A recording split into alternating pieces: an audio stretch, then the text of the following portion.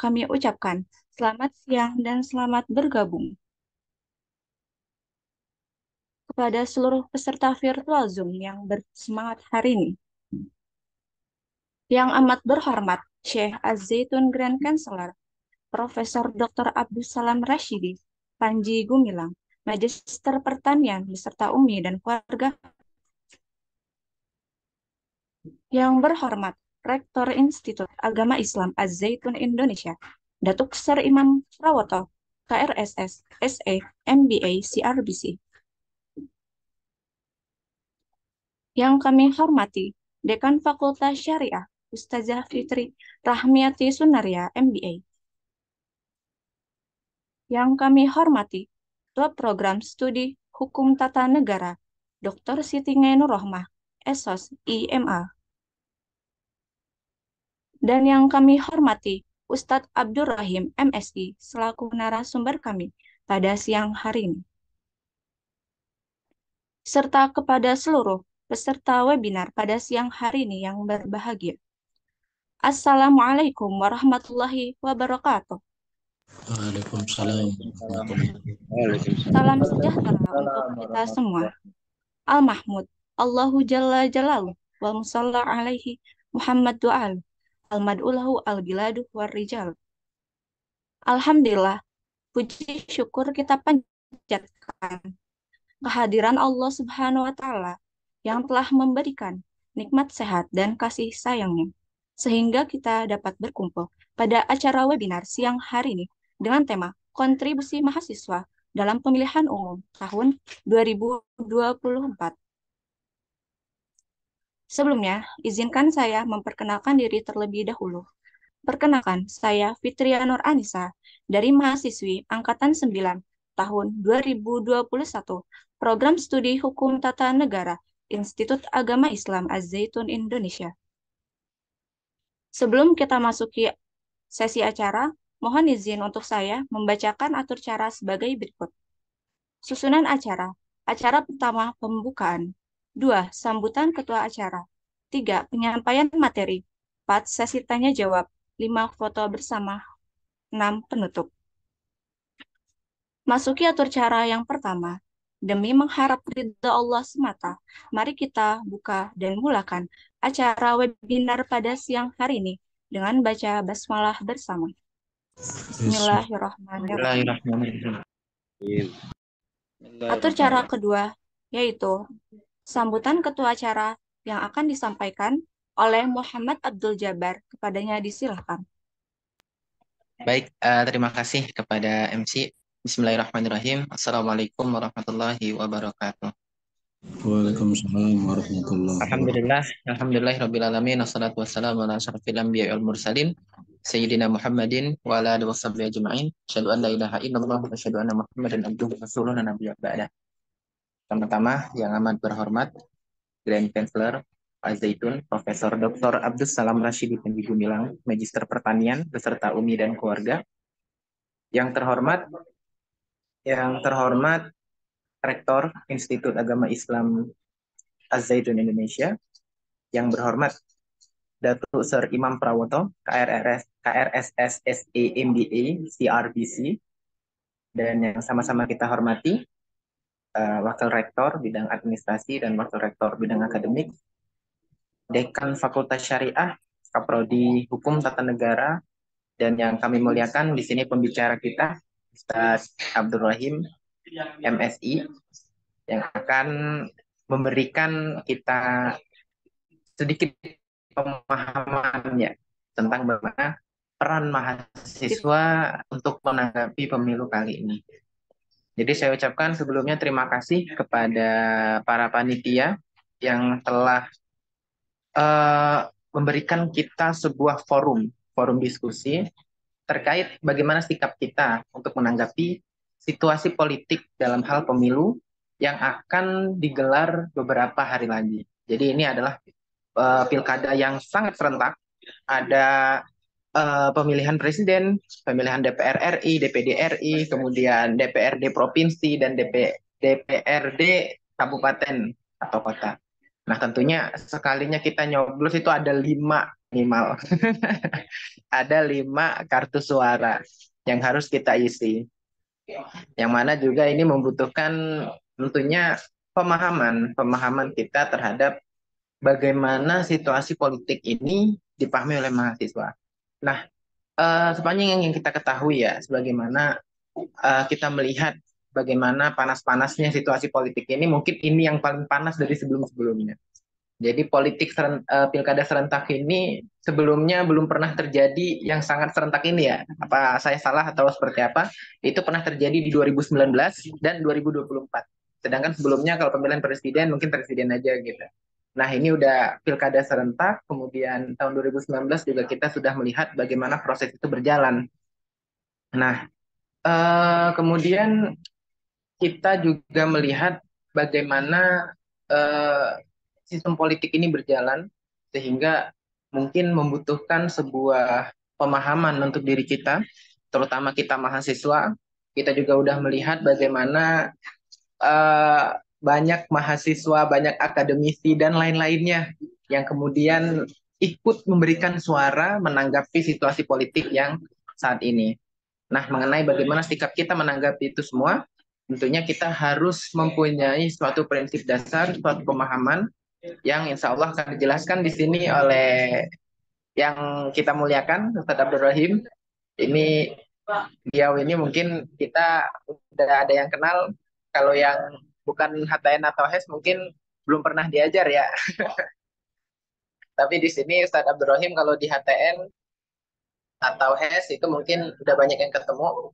Jadi nanti kita akan mendengarkan dari beliau bagaimana eh, peran kita sebagai mahasiswa untuk menanggapi atau menyikapi pemilu atau pilkada yang akan terjadi di 2023 ini. Bagaimana kabarnya Ustadz? Sehat? Alhamdulillah. Alhamdulillah.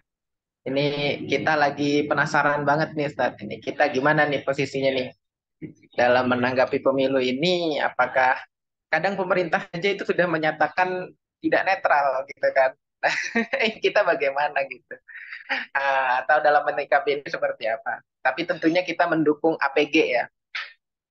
APG ini Anies, Prabowo, Ganjar, karena nggak mungkin yang lain. Kalau nggak dukung Anies, Prabowo. Kalau nggak Prabowo, Ganjar. Nah, jadi jangan kemana-mana nih. Silakan didengarkan sampai habis. Kita nggak usah terlalu serius banget. Kita santai-santai aja, cuman berbobot. Ada isinya. Jangan bengong terus nggak ada isinya. Oke, silakan. Berikutnya saya ucapkan terima kasih juga kepada para peserta yang telah hadir. Semoga acara ini bermanfaat untuk kita semua dan menambah wawasan kita supaya lebih luas dan lebih bisa menilai situasi politik yang ada pada masa sekarang ini. Mungkin itu saja dari saya. Assalamualaikum warahmatullahi wabarakatuh. Saya kembalikan ke MC. Terima kasih.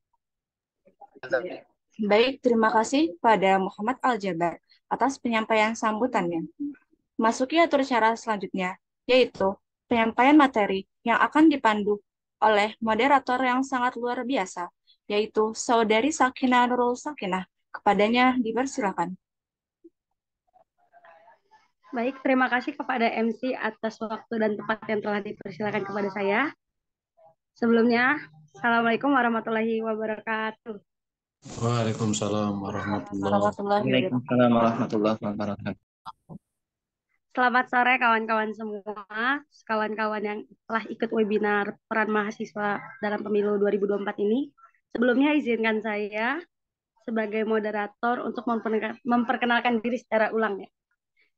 Saya adalah Sakira Nur Sakinah, mahasiswi HTN angkatan 9, biasa dipanggil Sakira. Nah, sebelum kita masuk ke atur caranya, mau nanya dulu nih, gimana kawan-kawan? Udah siap belum nih kira-kira dengerin pemahaman yang akan kita dapat dari Ustadz Rohim? Ya. Ya. Kak Imam, semangat banget ya Kak Imam ya. Oke, apa kabar Ustadz? Alhamdulillah. Alhamdulillah. Ya Ustadz, jadi karena kabar Ustadz sangat baik nih. Kebetulan juga ada banyak dari kawan-kawan kita juga yang sudah bersemangat untuk mendengarkan apa yang akan Ustadz sampaikan tentang pemilu terkait 2024 ini ya Ustadz ya. Jadi kita langsung saja ya Ustadz ya, nggak apa-apa ya Ustadz ya.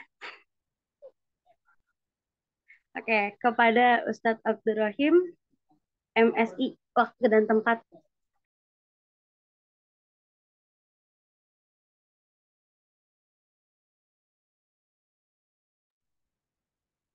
Baik, bismillahirrahmanirrahim. Assalamualaikum warahmatullahi wabarakatuh.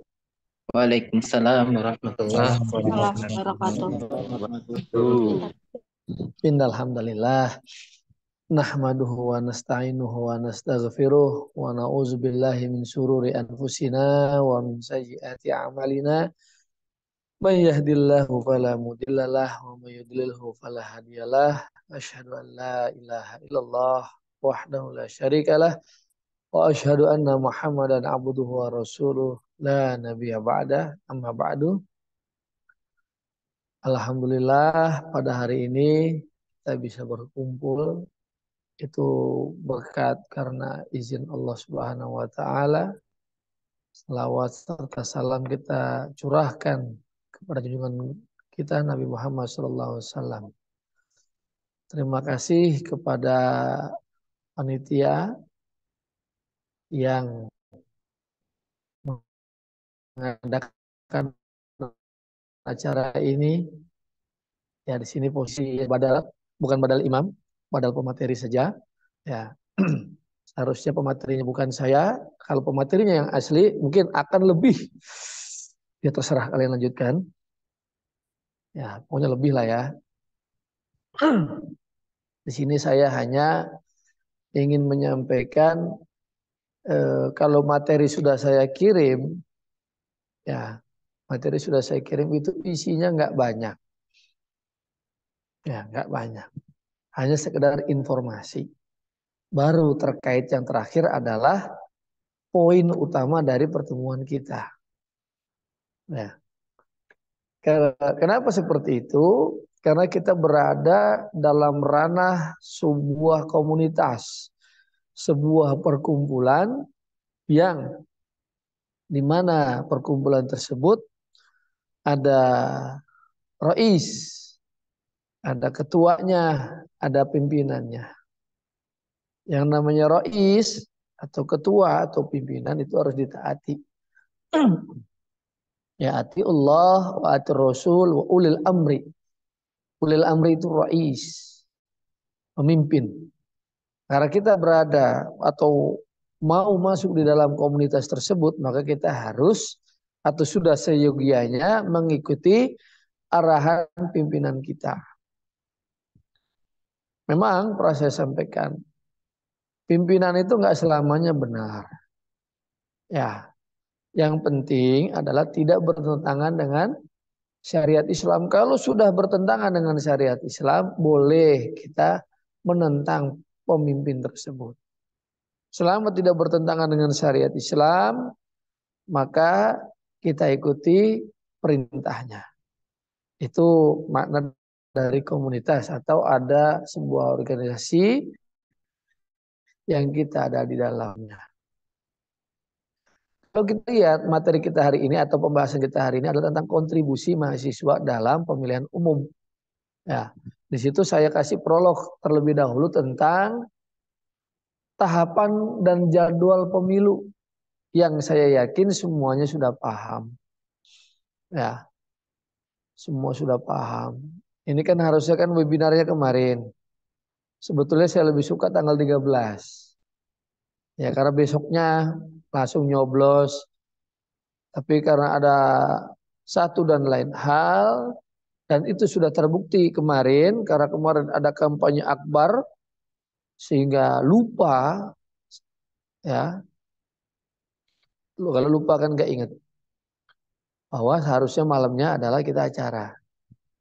Tapi ya sudah, kita ganti sore ini karena malam ini saya ada tugas lain. Ada yang bisa nge-share PowerPoint-nya? Bisa, Tolong, ada yang bisa? bisa.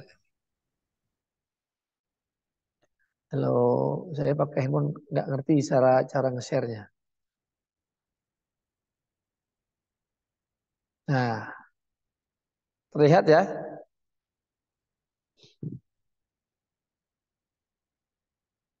Oke, itu kalau dilihat materi nggak banyak. Coba,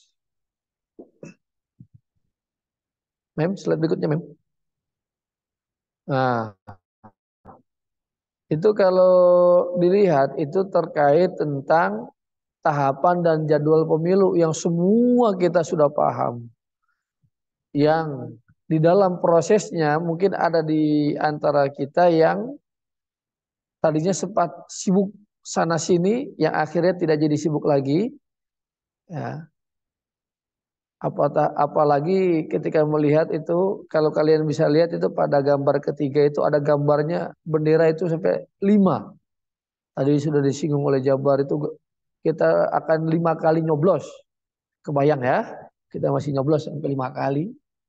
Kenal enggak calon pimpinan kita? Kenal enggak siapa yang akan kita coblos? Itu ya. Nah, disinilah ya kita berkumpul untuk mensawasiahkan. Kalau kata Syekh itu langkah pertama adalah sawasiyah fil akidah. Baru setelah itu sawasiyah fit fit fit fit fit, fit. Ya, Ustaz. Sawasiyah apa?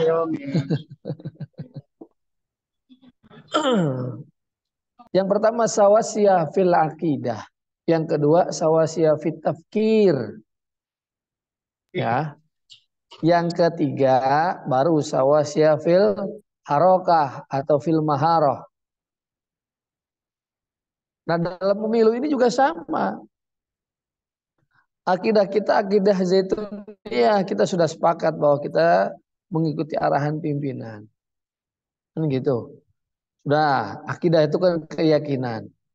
Kita yakin dengan pimpinan kita. Syekh Abdul Salam Panji Gumilang. Nah, sekarang sawasiyah fit tafkir. Inilah ranahnya kita saat ini adalah sawasiyah fit tafkir. Kesamaan pikiran dulu. Pemahaman kita sama enggak nih? Kalau keyakinan sudah. Sekarang yang kedua adalah pemikiran kita sudah sama belum? Ya, maka inilah ajang di mana mensawasiakan fit tafkir. Baru nanti sawasiyah fil harokah atau fil maharoh, pergerakan kita nanti pada saat tanggal 14. Sama-sama kita bergerak. Ya. Nah, itu kalau yang ditampilkan oleh imam itu tahapan, semua kita sudah paham itu. Masa kampanye pemilu sampai 10 Februari sudah lewat. Sudah tidak ada kampanye-kampanye lagi.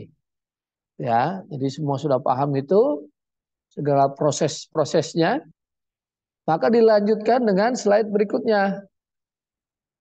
Perincian DPA. Mana, Mam? Kok hilang?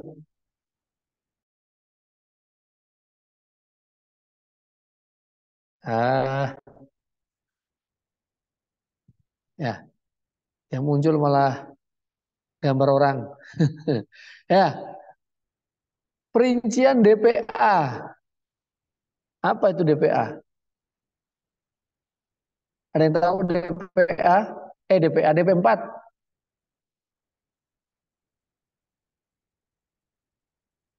Halo? Apa itu DP4?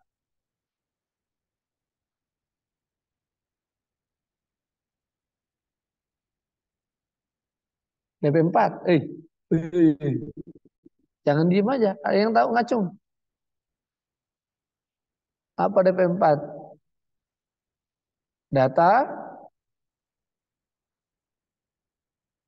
Data penduduk potensial pemilu. Potensial pemilih pemilu. Ya, data potensial pemilih pemilu. Nah, data ini ya, terakhir 2022 di datanya. Kenapa? Ya, itulah ajang pembuatan sensus di situ. Jadi kalau kita lihat data tersebut, ini yang diperkirakan akan melakukan pemilihan pada tahun 2024. Sudah dicek atau dihitung pada tahun 2022.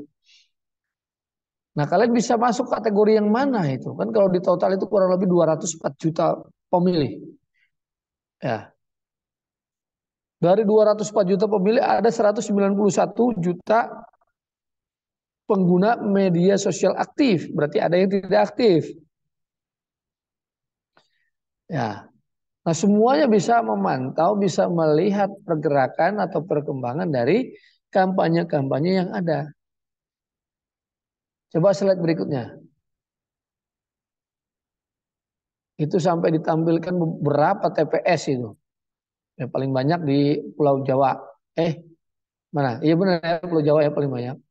Penduduknya juga termasuk banyak. Artinya data ini sinkron antara data dari apa namanya nih DP4 dengan data grafik sama-sama 204 juta. Ya, artinya sumber yang digunakan sama, tapi ada sedikit perbedaan, hanya sedikit, nggak terlalu banyak ya. Kalau di sini sama-sama 204,7, nah kalau di grafik ini 204,8. Terus berkembang ya, data itu berkembang. Kalau dilihat dari jumlah jenis kelamin totalnya hampir sama, hampir 50-50. Nah, yang sekarang sedang ramai adalah atau sedang digandrungi atau sedang dibahas adalah pemilih pemula atau anak muda. Anak muda itu masuk kategori yang mana sebetulnya? Nah, coba slide berikutnya. Data terakhir yang saya masukkan ke dalam slide. Dari 204,8 juta, ini dari Gen Z sendiri ada 46 jutaan. Ya, walaupun paling banyak milenial. Ya. Saya baru paham itu. Tadinya saya nggak ngerti yang masuk kategori Gen Z itu kelahiran tahun berapa sampai berapa. Katanya ada lagi ya, karena selain tahun 2000 ke atas itu apa namanya? XYZ. Hah? Apa namanya? Ada yang tahu? Setelah Gen Z apa?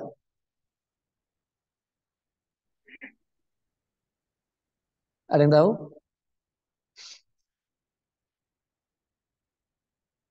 Kampanye udah selesai, serius-serius sama. Tadi udah bilang oleh ketuanya, jangan terlalu serius lah.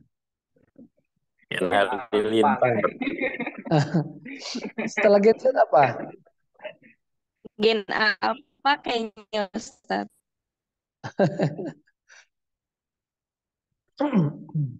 Ya kan di situ ditampilkan. Ya, paling muda itu Gen Z. Nah, setelah Gen Z itu apa?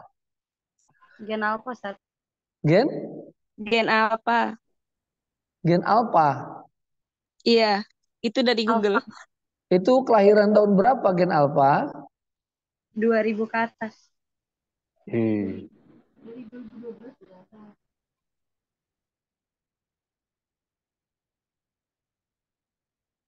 Ya, dimulai dari tahun 2013 lah ya.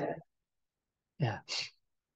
Jadi kalau dulu saya pernah ngajar, saya sampaikan setelah masa modern, maka akan muncul masa postmodern. Jadi kalau bingung setelah Gen Z apa? Gen post Z. Atau post Gen Z. Ya. Setelah lewat Gen Z-nya, post Z. Nah, itu aja viral. Kalau Gen Alpha itu belum bisa memilih karena 2013, sekarang 2024 baru ya sekitar 10 sampai 11 tahun. Ya, kalau Gen Z sudah bisa milih. Ya, Gen Z sudah bisa milih, sudah bisa nyoblos. Yang kelahiran 95-an. Kalau yang kelahirannya 2000-an ya belum bisa. karena belum punya hak pilih. Nah, di situ ditampilkan betapa banyaknya Gen Z ya, Gen Z kategori anak muda. Kalau di kelas kemarin banyak yang cerita, oh ini kategori milenial, ini kategori patriot. Ah, patriot ini ternyata bahasa khusus IAI ini, patriot dan milenial. Padahal ternyata milenial itu kelahiran tahun 80 ya. Ya 80 sudah milenial, berarti saya kategori milenial ya. Kebalik ya Ustadz. Ya. Hah? Apa? Tuh. Tadi ada yang ngomong kayaknya. Enggak Ustadz. Kebalik. Apanya yang kebalik? Enggak Ustadz, salah Ustadz, maaf. Ya. Ya itu data yang kita peroleh. Berarti kalau 1980 masih kategori milenial, saya juga berarti milenial. Ya. Ya kalau Pak Ahmad Sofi mau ngerasa milenial, Pak Sofi Si milenial, Ustaz. masih milenial. Ya. Kelahiran tahun berapa Pak Sofi? 84, Ustaz. Ah, milenial berarti sama saya. Kecuali Pak Anisman ya. Pak Anisman Gen X. Kolonial, Ustaz. Enggak ada kolonial. Enggak ada kolonial itu.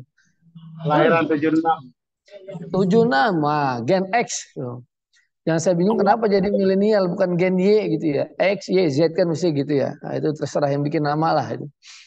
Makanya dia bikin sendiri. Pokoknya Pak Sofi udah kategori patriot.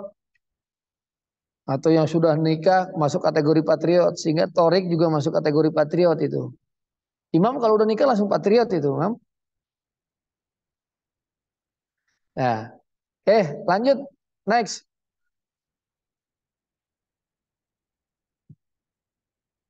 Ya.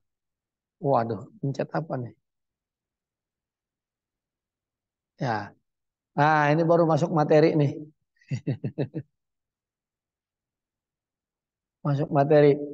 Pentingnya partisipasi mahasiswa dalam proses pemilu. Jadi kalian itu sangat penting.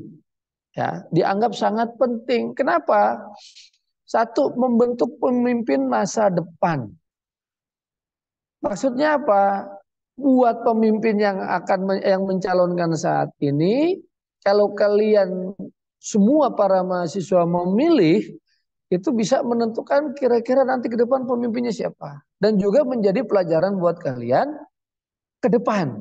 Ya barangkali ada di antara kalian ada yang jadi pemimpin negara ini.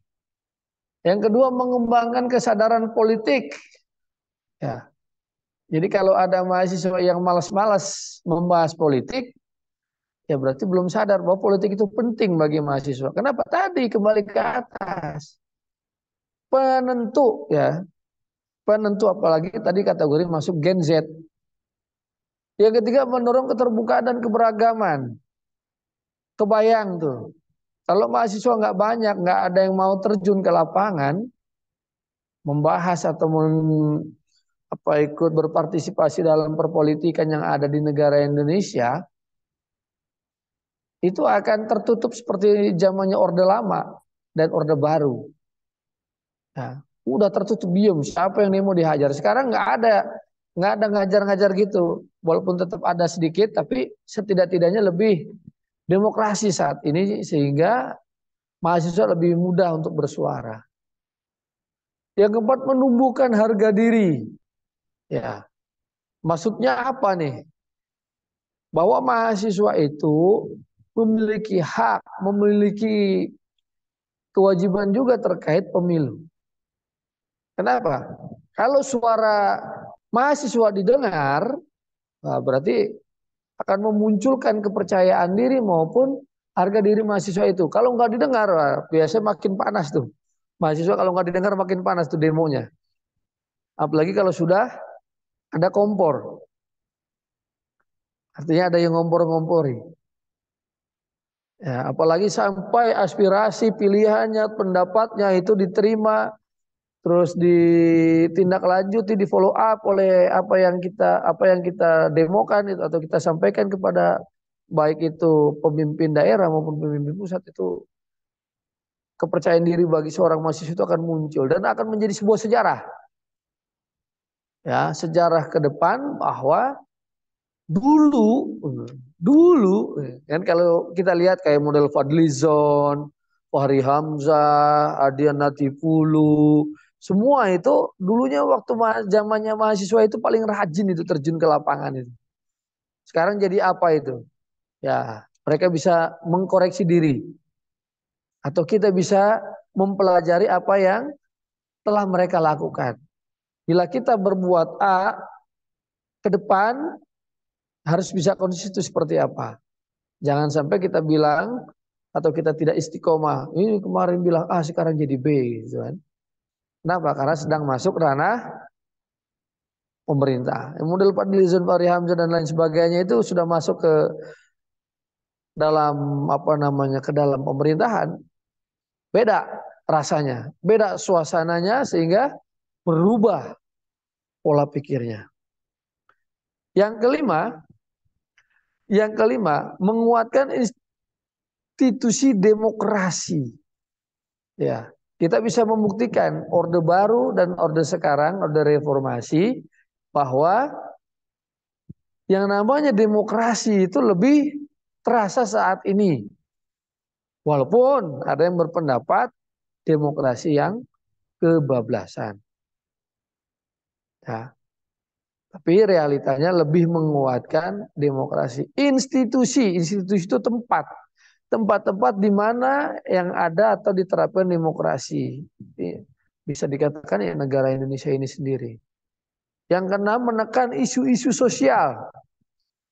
Ya, coba kalau tidak ada yang mau membahas masalah-masalah sosial di negara kita ini, seperti apa ini? Biasanya kan yang paling berani mensuarakan kan itu mahasiswa. Walaupun kita pernah dengar, wah ini bukan zamannya saya, oh ini saya sudah nggak umur lagi, ya itu banyak tuh yang begitu tuh. Apalagi kalau sudah nyaman di pemerintah, lupa dulu apa yang diteriakan. Nah, bagaimana itu supaya tetap konsis? Ya tergantung diri masing-masing. Mau menanamkan kebenaran pada dirinya atau tidak, terus menerus istiqomah, artinya harus terus belajar. Yang terakhir, melatih keterampilan kepemimpinan. Salah satu dari pentingnya partisipasi dalam pemilu adalah melatih keterampilan kepemimpinan. Ini khusus bagi yang masuk ke dalam ranah organisasi. Ya, melatih kepemimpinan, bisa mengarahkan rekan-rekannya. Yuk, saatnya kita ikut berpartisipasi, baik dalam pemilu maupun sebelum pemilu, yakni kampanye kemarin. Ya walaupun nggak mesti mahasiswa juga ada yang jadi koordinator, tapi khusus mahasiswa itu yang masuk dalam ranah organisasi itu bisa mendapat poin plus, yakni melatih keterampilan memimpin atau kepemimpinan. Nah itu pentingnya partisipasi mahasiswa. Jadi pelajaran yang diambil dari partisipasi mahasiswa dalam proses pemilihan umum itu sangat-sangat banyak. Kalau kita mau ikut berpartisipasi. Kalau ya cuma mau ya udah biarin aja pemilu berjalan apa adanya, ya sudah. Nggak dapat poin apa-apa kita. Nanti akan menyesal di belakang. Yang namanya menyesal kan belakangan, kadang nyesel duluan ya. Oke, next. Materi slide berikutnya.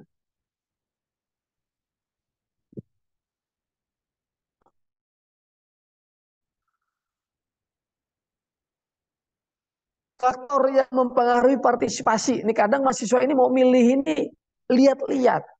Banyak yang ditimbang-timbang. Ya, ini salah satu faktornya atau diantaranya faktor-faktor yang mempengaruhi partisipasi pemilih mahasiswa dalam pemilihan umum.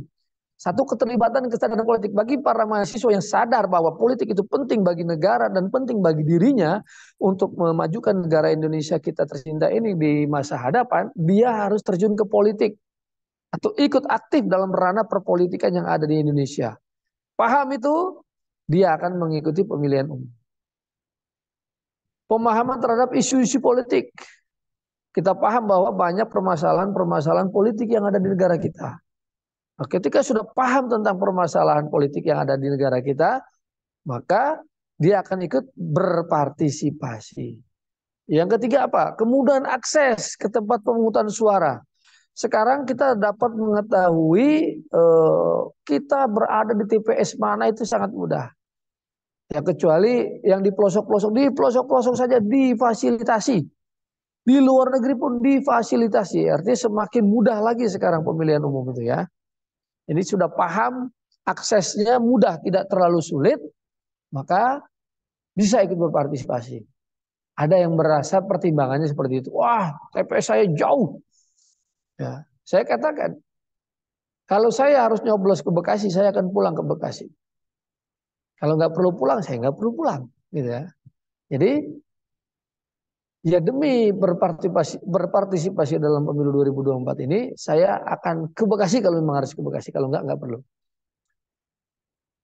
Yang keempat, program pendidikan politik. Otomatis, bagi yang sudah mengikuti program pendidikan politik, ya seperti kalian, mestinya berpartisipasi dalam pemilu karena sudah paham pentingnya politik. Yang kelima, kampanye dan keterlibatan kandidat. Ya, apalagi ini mahasiswa yang sudah dilibatkan dalam kampanye pemilu tahun ini pasti akan otomatis dia akan terjun untuk pemilu 2024. Ya, jadi rekrut. Makanya kalau bisa mahasiswa aktif. Kenapa kemarin Kaprodi kalian mengusulkan jangan tanggal 13, dikhawatirkan pada sibuk. Ya, bisa jadi pada sibuk kalau mahasiswa itu aktif dalam perpolitikan, entah itu jadi panitia, tim sukses, atau yang lain sebagainya. Yang keenam, isu-isu yang relevan bagi mahasiswa. Otomatis lagi ini, ya, bahwa pemilu ini banyak mengkaitkan dengan mahasiswa. Kenapa? Karena mahasiswa masuk kategori Gen Z. Ya, dengan apa namanya, dengan bahasa ini demi anak muda. Ya. Dan ya, pokoknya mahasiswa anak muda lah semua ya. Ya, walaupun Pak Anies lahir tahun 70-an, anak muda Pak karena mahasiswa lah. Yang terakhir, faktor regulasi pemilihan. Ya, tadi kan kita sudah lihat apa namanya, regulasi proses pemilihan ini sebetulnya sudah sangat bagus. Semakin kesini semakin bagus. Ya, kalau tadi Jabar penasaran ini sebetulnya yang pertama atau yang keberapa sih? Yang pasti bukan yang pertama. Ya, pemilihan serentak ini minimal ini yang kedua. Ya, 5 tahun lalu udah serentak. Ya, 5 tahun lalu itu sudah pemilihan serentak. Nah, yang katanya banyak meninggal orang yang menjaga KPPS itu, ya itu sudah serentak. Oke, materi terakhir, belum terakhir. Slide berikutnya coba. Slide berikutnya, apa tuh? Kampanye sosial. Nah, ini diharapkan mahasiswa itu ikut berkampanye sosial. Kenapa? Karena mahasiswa merupakan agen perubahan sosial, agent of change. Mahasiswa itu agent of change, agen perubahan. Kenapa? Peran mahasiswa dalam kampanye sosial yang berkaitan dengan pemilihan umum sangatlah penting. Saking pentingnya, maka dikehendaki para mahasiswa aktif, ya minimal dalam pemilihan ini, yakni aktif nyoblos, bukan golput. Bingung mau nyoblos yang mana? Gampang, nanti diarahkan. Yang kedua, penggunaan seni musik dan media kreatif atau media sosial untuk menyampaikan pesan politik, apalagi sekarang sudah banyak media-media atau alat-alat yang mudah dijangkau, mudah kita akses, ya. Sehingga semua bisa kita lakukan untuk menyemaraki atau mensukseskan pemilihan umum 2024. Nah, berikutnya ini arahan untuk pemilu. Ayo, next. Tuh, tata cara memilih ketika di kotak suara. Mungkin yang sudah pernah nyoblos paham. Ya, tapi ada yang belum paham. Tapi ada yang belum paham karena ada Gen Z di sini. Paham ya nih? Baca sendiri paham. Perlu dijelasin nggak nih? Cocok Ustadz, paham. 2 dicoblos. Ya, kalimatnya tuh 1 dibuka, 2 dicoblos, 3 ditutup, kan gitu. Kok bisa Nah, pas begitu, Ustaz? iya bisa. Namanya cocokologi. Ya, jadi nggak usah nyebut-nyebut inisial begitu. Ini kita lagi ranah akademisi ini, bukan ranah kampanye. Udah habis masa Tersurat. kampanye, sudah habis. Nggak boleh kampanye lagi, nanti kena delik. Ya, ini ada yang Tersurat. berkampanye di luar jadwal. Tuh ya. Jadi mungkin ada yang belum paham, maka di sini saya jelaskan karena dikit lagi 3 hari lagi kita melakukan pesta rakyat. Jadi saya ulangi lagi ya. 1 dibuka, 2 dicoblos, 3 ditutup. Penjelasannya baca sendiri. Jadi intinya siapa sih yang dicoblos? Masih nggak paham juga? Di slide berikutnya. Kalau nggak paham nih, slide berikutnya coba. Tuh, saya waktu ngajar kan saya selalu bilang saya mendukung APG. Situ ada kan APG? A. Abdus Salam, P. Panji, G. Gumilang. Beliau itu adalah kalau saya boleh nyebut itu eh, Rais yang tadi saya sebutkan tadi, pimpinan saya. Kalau waktu pas Densus sempat datang ke sini ditanya siapa kiai yang jadi rujukan, saya tulis Profesor Dr. Kiai Haji Abdus Salam Panji Gumilang Esos MP, ya, Magister Pertanian. Jadi kalau masih bingung, ya, kalau masih bingung yang jadi panutan teh siapa? Abdus Salam Panji Gumilang. Yang kebetulan nih cocokologi lagi. A-nya itu Anies, P-nya Prabowo, G-nya Ganjar. Ya, kalau kita lihat beberapa ustadz yang menyampaikan tugas santri teh ngaji, ya, tugas santri teh ngaji. Urusan presiden mah nomor 2. Cocok Ustadz. Ya, masih nggak paham juga? Diulangi. Santri itu apa sih? Santri itu adalah orang yang sedang belajar. Ya, santri itu orang yang sedang belajar. Akan dikatakan oleh seorang ustadz, tugas santri teh yang pertama adalah ngaji. Ya, ngaji, belajar. Urusan presiden mah teh nomor 2. 2. 2. Masih nggak paham juga? Ya, dikasih lagi penjelasan, nggak ada di slide-nya. Saya kasih penjelasan lagi. Barangkali, ini judulnya barangkali ya. Ada yang belum paham gitu ya. Dari 3 kandidat itu, kalau saya pribadi menilai semuanya ada plus ada minusnya. Ya, semuanya ada plus dan minusnya. Jadi imbang. Saya kalau disuruh menilai mana milih A, P atau G, ya, semuanya nilainya sama. Yang A5, yang P5, yang G5.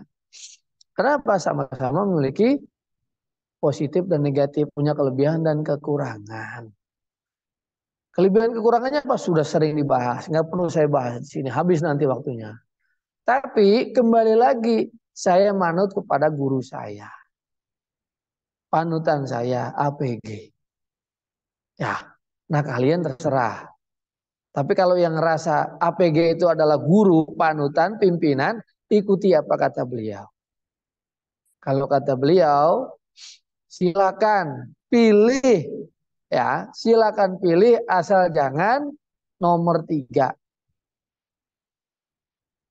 Ya, karena yang sedang ramai saat ini adalah nomor 3. Berarti boleh dong nomor 1, nomor 2. Belum selesai. Belum selesai. Ternyata di nomor 1 ada hal-hal yang notabene tidak pro ke Zaitun juga.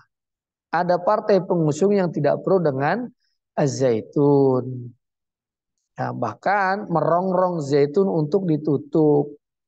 Maka dapat diambil kesimpulan arahan APG adalah nomor 2. Sehingga tinggal sawasiafil barokah tanggal 14 coblos nomor ya itu ya. Paham sendiri. Masih nggak paham juga. Masa harus disebutkan harus belak-belakan ya. Nah, jadi instruksi pimpinan kita seperti itu. Ya. Walaupun kita banyak melihat itu di media-media sosial positif negatif dari nomor 1, 2, 3 itu ada. Namanya juga media sosial. Sama seperti kemarin ketika Zaitun diisukan hal-hal yang negatif, kita yang sangat protes. Kenapa? Karena kita yang paham. Kita paham tentang Zaitun, ketika diisukan hal-hal negatif, kita nggak terima, nggak begitu. Tapi orang yang menyaksikan berita tersebut percaya nggak? Ada yang percaya, ada yang setengah-setengah, ada yang tidak. Ya, sama seperti yang 3 ini, semuanya ada berita positifnya, ada berita negatifnya. Lalu kita mau milih yang mana? Ya ikuti arahan pimpinan yang paling gampang. Karena beliau lebih banyak lebih banyak pengalamannya, lebih banyak pertimbangannya, lebih tajam pemikirannya. Ya, saya juga mengambil salah satu contoh dari pemikiran salah satu Habib. Ya, saya lupa namanya. Kata Habib tersebut memang belum terlalu tua, tapi masih kategori mungkin milenial. Habib tersebut, dia bilang, urusan presiden, saya manut sama guru saya yang lebih pengalaman, lebih tajam pemikirannya. Sama seperti yang tadi saya sampaikan. Siapa guru Habib tersebut? Guru Habib tersebut adalah Habib Lutfi bin Yahya. Dia milih nomor berapa? Ya, berarti sama dengan pemikiran pimpinan kita ternyata. Tuh ya.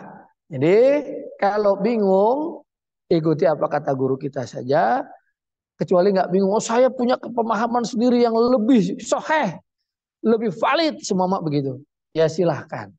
Intinya saya hanya menyampaikan apa yang disampaikan oleh pimpinan kepada kita di sini, maka saya sampaikan kepada kalian. Ya. Slide terakhir, kesimpulan. Mem. Slide terakhir. Maka kesimpulannya bahwa partisipasi mahasiswa dalam proses pemilu 2024 bukan hanya untuk kepentingan sendiri atau kepentingan pribadi, tetapi juga berkontribusi bagi kesejahteraan masyarakat secara keseluruhan. Dengan menjadi warga negara yang aktif dan terlibat, mahasiswa membantu membangun fondasi yang kuat untuk masyarakat yang demokratis dan berkelanjutan. Ya, itu kesimpulannya. Slide terakhir dari yang paling akhir adalah pertanyaan dan diskusi. Kalau ada yang mau ditanyakan silakan, atau ada yang mau didiskusikan dipersilakan. Demikian dari saya, sekian, terima kasih. Walhamdulillahirabbil alamin. Saya kembalikan ke moderator.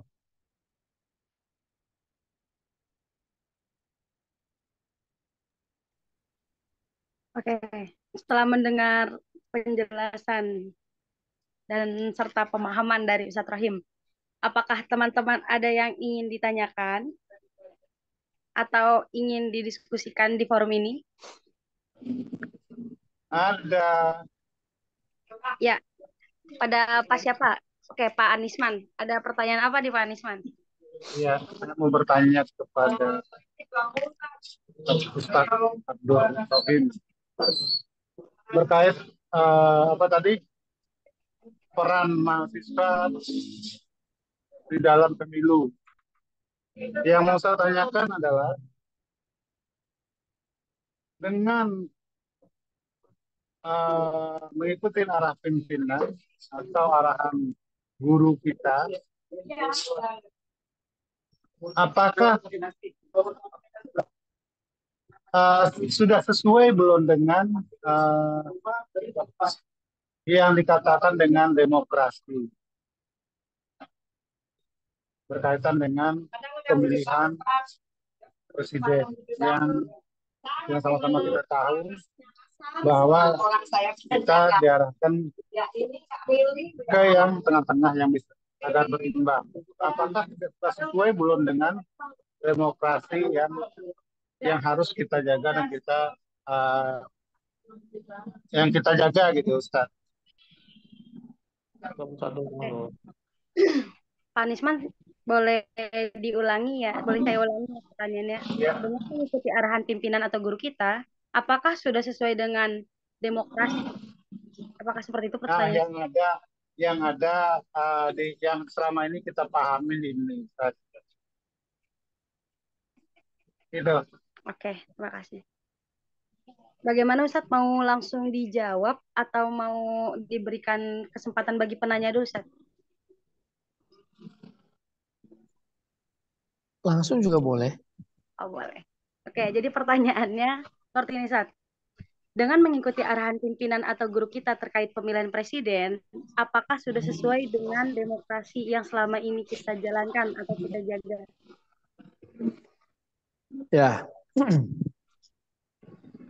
Kalau kalian pernah ngaji, kalau bahasanya ngaji ya, atau pesantren, itu ada istilahnya dauhnya kiai.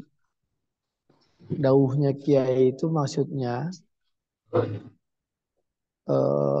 perintahnya kiai, atau kalau raja, titahnya raja, kan gitu. Maka saya sampaikan di sini tadi kan saya sampaikan, kita ini santri, kita ini masih belajar, ya kita nunggu apa kata guru kita. Tapi kalau kita merujuk pada undang-undang dasar atau peraturan perundang-undangan yang ada di negara kita, makna demokrasi dalam pemilu adalah harus memegang asas jurdil luber, kan gitu. Apa itu jurdil luber? Jurdil, jujur, adil. Luber, apa luber? Langsung, umum, bebas, dan rahasia. Tadi yang saya sampaikan tadi, apakah ada kata paksaan atau harus? Tidak. Makna harus itu wajib. Maka tadi yang saya sampaikan di prolog adalah sawasiyah fil akidah. Kita mengakidahi hal yang sama, maka sekarang sawasiyah fil tafkir. Kita menyamakan pemikiran bahwa apa yang kita atau apa yang ada di pikiran kita saat ini semua beragam-ragam, campur aduk. Karena terpengaruhi oleh media sosial. Sehingga muncullah positif dan negatif dari para calon pemimpin yang ada saat ini. Maka di kebingungan tersebutlah pimpinan memberikan arahan. Yang notabene kita berada dalam sebuah organisasi. Kecuali kita non-organisasi. Itu beda lagi. Karena kita berada di organisasi, maka yang notabene juga di organisasi kita adalah sesuai dengan peraturan juga. Ya kalau kita ngikutin aturan pimpinan kita, demokrasi nggak? Wajib malah kalau dikatakan wajib. Kalau kita masih merasa beliau itu pimpinan kita. Nah, tapi kalau kita di luar organisasi, kita mau memegang peraturan, salah satu peraturan yang ada di negara kita, yakni jurdil luber, ya silakan. Ya, saya ulangi lagi poinnya. Apakah ini demokrasi? Ya, demokrasi. Kenapa? Karena kita masuk ranah organisasi yang sesuai dengan peraturan perundang-undangan. Kalau kita tidak mau mengikuti peraturan yang ada saat ini terkait organisasi, silakan ikuti peraturan yang lain. Peraturan yang lain adalah jujur, adil, luber. Ya. Tadi juga sudah saya sampaikan, kalau kalian memiliki dalil, memiliki pemahaman yang lebih valid, lebih benar, ya, silahkan memilih yang lain. Silahkan. Kenapa? Karena itu memang salah satu dari demokrasi, mengikuti peraturan pemerintahan yang ada atau peraturan perundangan yang ada. Jadi intinya adalah bebas Pak Aniesman. Pak Aniesman mau nomor itu silahkan. Di sini saya menyampaikan arahan pimpinan adalah yang tengah. Oh, saya nggak mau ngikutin pimpinan. Saya punya pemahaman sendiri. Saya yakin nomor 1. Ya silahkan. Oh, saya yakin nomor 3. Ya silahkan. Itulah demokrasi. Oh, berarti saya nggak taat pimpinan. Ya itu tergantung pemahaman kalian tentang makna organisasi. Ya. Makna organisasi, makna belajar, makna nyantri, dan makna-makna yang lain kalian yang bisa menentukan. Kenapa? Karena kalian sudah mahasiswa yang sudah lama hidup di di zona demokrasi seperti ini. Banyak kebebasan-kebebasan yang diberikan. Gitu Pak Aniesman. Silakan. Iya, kalau kita di sini sudah Lamina Watona ya Pak, ya. Karena saya pengalaman atau beberapa hari belakang ini karyawan mahasiswa pun juga masih ketemu ada bahasa seperti ini, Ustaz. Saya sampaikan aja ya. Memang beliau mengarahkan atau menutup yang satu ini, yang 3, tapi bukan juga mengarahkan ke yang di tengah-tengah. Yang dia dapat atau saya dilihat dalam WA-nya itu begini Ustaz bahasanya. Saya lebih secara pribadi, katanya ini WA sampai ke saya, secara pribadi beliau itu lebih condong ke 01. Tapi beliau tidak mengarahkan ke situ, dikasih kebebasan sehingga kita dapat informasi ke yang di tengah-tengah. Nah, itu pun sudah dilihatkan WA-nya itu oleh seorang karyawan mana. Saya juga sudah menyampaikan apa yang saya sampaikan ke sahabat saya itu, malah saya menyampaikan kita di sana melihat kemanfaatannya Pak. Kita bukan melihat harus ke sini misalnya, tapi kita melihat kemanfaatannya yang kita dapatkan di koordinator gitu ya. Nah, manfaatnya inilah yang diarahkan ke sini. Tapi sahabat saya ini masih tetap ke 01. Jadi gitu Ustaz, ada beberapa karyawan sehingga saya dikirim langsung video-video tentang kejelekan-kejelekan dari yang di tengah-tengah ini. Jadi makanya itulah saya sampaikan tadi, kenapa saya sampai pertanyaan seperti itu. Ada sahabat saya yang ada di dalam situ di Mas sendiri punya asumsi seperti itu, karena beliau secara pribadi lebih condongnya ke Anies, berarti dia mengambil kesimpulan bahwa kita harus ikutin condong hati beliau ini. Itu yang saya dapat kemarin di sahabat saya itu Ustaz. Ya, jadi memang benar banyak WA yang berseliweran. Kalau sebelumnya kan saya sempat cerita juga di kelas terkait dengan arahan dari adiknya beliau. Ya. Nah, instruksi terakhir atau arahan terakhir dari beliau adalah kemarin hari Sabtu. Hari Jumatnya itu kepada eksponen, Sabtu kepada pada santri, hari Ahad ini kepada guru. Jadi kalau ada pemahaman-pemahaman, oh ini lebih ini, itu kan sebelumnya. Nah, saat ini instruksi terakhir seperti itu. Jadi di tafkir kita adalah yang di tengah. Lalu Menurut saya dalam terkait kajian itu ya, lalu terkait tentang kejelekan-kejelekan saya sampaikan tadi di awal atau di tengah-tengah, memang semuanya ada. Kejelekannya satu ada, dua ada, tiga ada, semuanya ada. Maka saya bilang tadi, semuanya ada positif, ada negatifnya.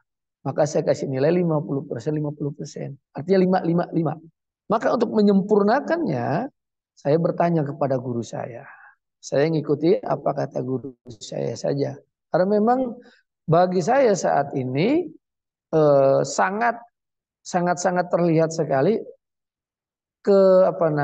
keseimbangan keberimbangannya antara 1, 2, 3 itu semuanya memiliki kelebihan dan kekurangan yang sama. Kalau dulu 1 dan 2 kita bisa lihat jomplang. Kita bisa lihat kasih nilai yang tinggian mana, rendahannya mana. Tapi saat ini bagi saya itu sama. Ya. Tapi ternyata pimpinan ada satu hal atau satu nilai yang diberikan kepada yang di tengah lebih daripada yang di pinggir. Ya. Jadi itu saja yang kita pegang, arahan dari pimpinan kita atau penilaian dari pimpinan kita. Oke, ada lagi? ya, terima kasih Ustaz atas Ya. informasinya.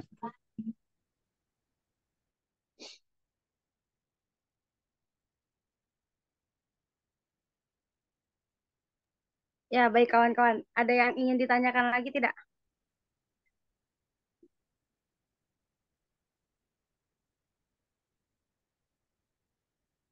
Terkait peran mahasiswa dalam pemilu 2024 ini.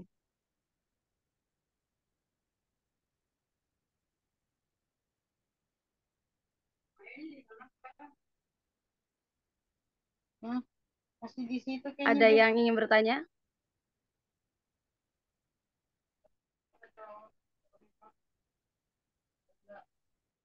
Jelas berarti. Ya, saya izin bertanya. Ya, Ya, silakan. siapa? Saya izin bertanya atas nama siapa? Atas nama Holaib. Oke, apa pertanyaannya, Holaif? Terkait peran mahasiswa di dalam pemilu, pertanyaannya, mengapa peran akademisi yang merupakan wadah atau tempat mahasiswa tidak mampu sesukses partai-partai yang ada, yang bisa lebih didengar oleh masyarakat? Kita melihat peran akademisi kalah oleh peran partai. Partai memiliki kaki-kaki yang mampu terjun ke bawah, sedangkan akademisi tidak memilikinya. Itu pertanyaannya.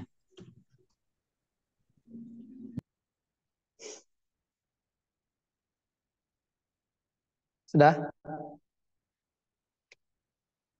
Saya kira.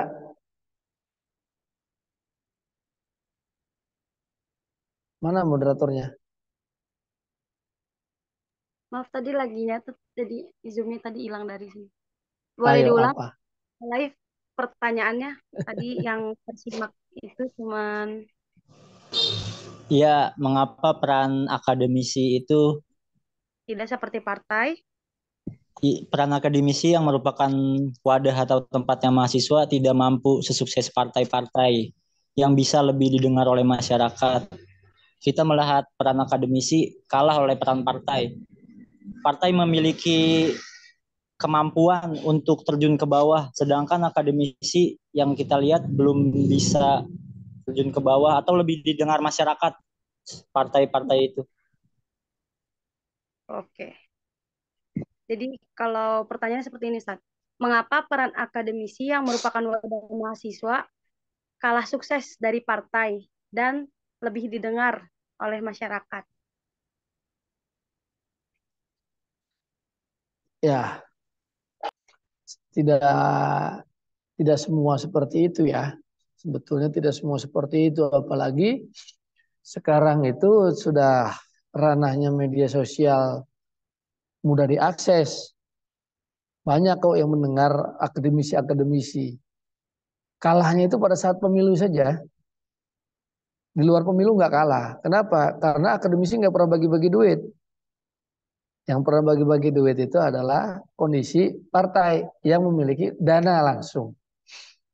Ya, yang memiliki kesempatan untuk melakukan negosiasi. Kalau di bahasanya apa ya, bahwa negara itu masuk birokrasi dan apa namanya, saya lupa tuh istilahnya, korporasi, birokrasi dan korporasi. Nah di partai itu ya, partai itu bisa banyak, birokrasi dan korporasi. Maknanya apa? Partai itu bisa melakukan apa istilahnya, sesuai dengan peraturan perundang-undangan, artinya dia bisa menetapkan, melaksanakan kebijakan dan lain sebagainya. Bisa juga melakukan bisnis-bisnis atau masuk ke dalam ranah-ranah korporasi. Sedangkan akademisi hanya pada ranah korporasi, bukan ranah birokrasi, bukan ranah korporasi. Sehingga terkait pendanaan pun sangat kurang, kecuali lembaga-lembaga tertentu yang notabene sudah besar. Contoh NU, Muhammadiyah, itu sudah besar, walaupun mengatasnamakan dirinya tidak ikut langsung ke dunia politik, tapi perwakilan-perwakilan dari lembaga-lembaga besar tersebut ada, ya, ada. Salah satunya nanti live bisa lihat di jurnal tulisan saya, ya, di Google Scholar, tapi yang Google Scholar saya yang atas nama Muhammadiyah, yaitu peran pemuda Muhammadiyah itu terkait kepemimpinan yang ada di Jakarta, tapi khusus Jakarta, jadi tidak terlalu luas. Ya, jadi pandangan Clive itu tidak selamanya benar. Artinya penilaian itu eh, apa istilahnya, beda ya. Tidak sepanjang atau tidak selamanya seperti itu. Akademisi didengar masyarakat saat ini. Coba kalau tidak percaya bisa lihat survei-survei dari kegiatan masyarakat memperhatikan debat presiden, memperhatikan terkait debat-debat terkait ILC. ILC kan terkenal itu kan, paling terkenal, walaupun kemarin sempat ya menjelekan Zaitun, tapi ya ratingnya juga termasuk tinggi. Artinya itu kan pembicaranya kan banyak kan, oh itu orang politisi. Tidak semua politisi. Di dalamnya juga ada akademisi. Gitu kalau Terima kasih. ya sama-sama. Ada Baik, lagi? teman-teman, satu penanya lagi. Siapa yang mau bertanya?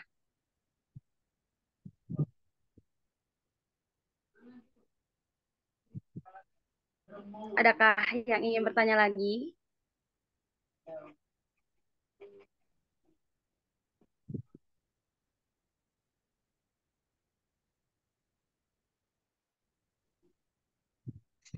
Atau ingin didiskusikan? Atau sudah cukup jelas nih kawan-kawan? Sepertinya sangat fokus semua ya.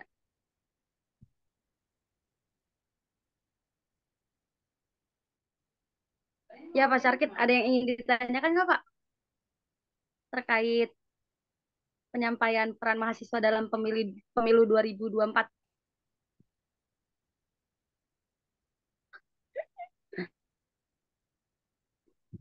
Mungkin Pak Ahmad Sofi ada yang ingin ditanyakan tidak?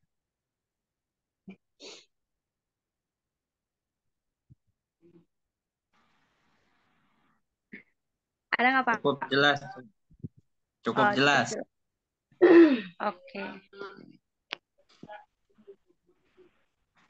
Mungkin Pak Suwar. Ya sudah dicukupkan.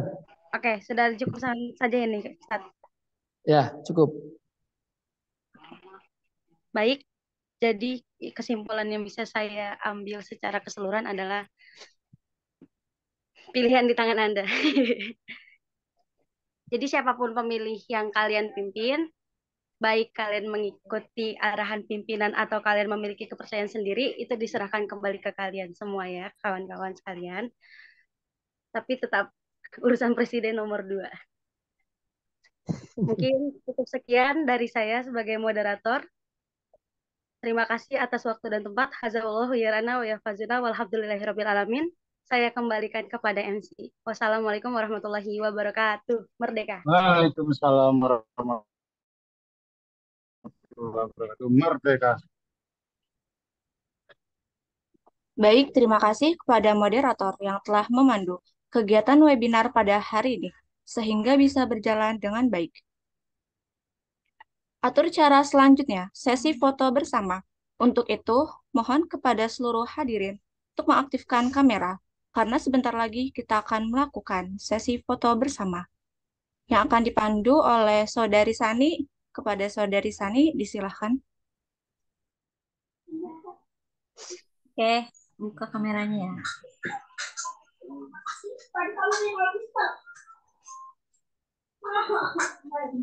Olive, Sidik, Azra, Amalia. Ayo buka.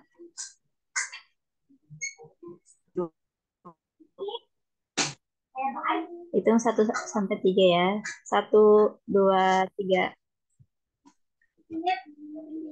Slide kedua. 1. Sebentar. 1, 2, 3.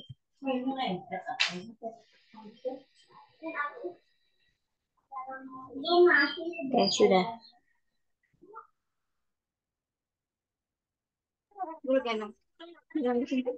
Atur cara selanjutnya adalah penutup.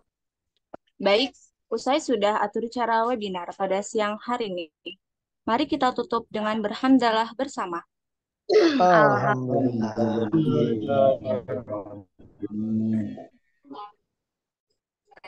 Kami ucapkan terima kasih kepada seluruhnya, dengan hormat kepada narasumber yang sangat luar biasa pada siang hari ini.